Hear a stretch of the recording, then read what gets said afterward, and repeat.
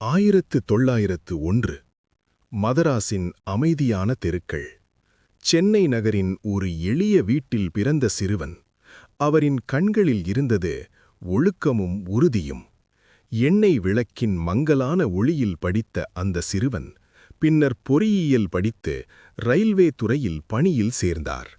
வாழ்க்கை அமைதியாக சென்றது. ஆனால் ஒரு திடீர் குடும்ப இழப்பு அவரின் உள்ளத்தை நொறுக்கியது. அந்த வலி அவரை சோகத்திலல்ல, ஒரு உயர்ந்த நோக்கத்தில் தள்ளியது. அந்த காலத்தில் ஒரு மகான் தேசத்துக்கு வழிகாட்டினார். மகாத்மா காந்தி. அகிம்சை, சத்தியாகிரகம், உண்மை, அந்த கொள்கைகள் அவரை மாற்றின.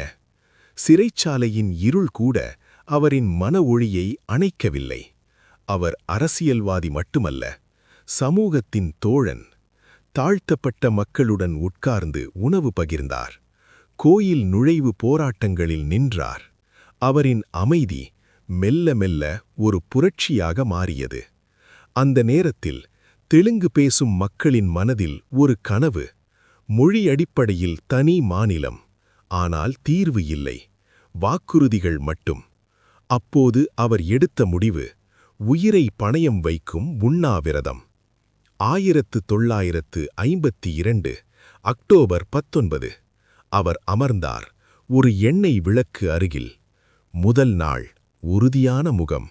30வது நாள் உடல் மெலிந்தது. 45வது நாள் மருத்துவர்கள் கவலை. 55வது நாள் மக்கள் கண்ணீர்.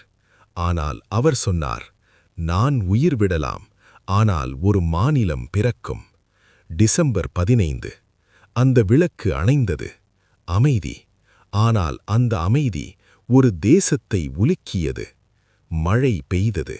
செய்தித்தாள்கள் அச்சானது. மக்கள் தெருக்களில் இறங்கினர். கண்ணீர் கோபமாக மாறியது. கோபம் புரட்சியாக மாறியது. அரசியல் அழுத்தம் அதிகரித்தது. தீர்மானம் எடுக்க வேண்டிய நேரம் வந்தது. 1953 அக்டோபர் 1 ஆந்திரா ஸ்டேட் உருவானது. மக்களின் கனவு நனவானது. பின்னர் 1956 ஆந்திரா பிரதேஷ் உருவானது.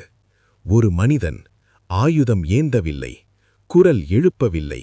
அவர் தேர்ந்தெடுத்த ஆயுதம் அமைதி. ஆனால் அந்த அமைதியே ஒரு மாநிலத்தை உருவாக்கியது, ஒரு தேசத்தின் வரைபடத்தை மாற்றியது.